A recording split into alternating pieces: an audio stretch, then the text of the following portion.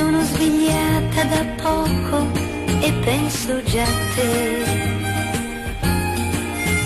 Stamane è una bella giornata, la nebbia non c'è.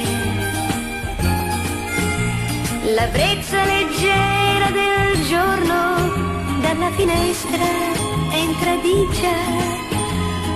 Ancora lo stesso profumo, la tua città. Giù in strada un tram sta arrivando ed ecco che va. C'è un uomo che vende dei fiori che sembrano lilla.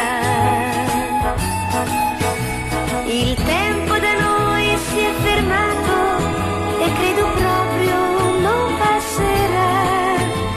In fondo non è mai cambiata la tua città.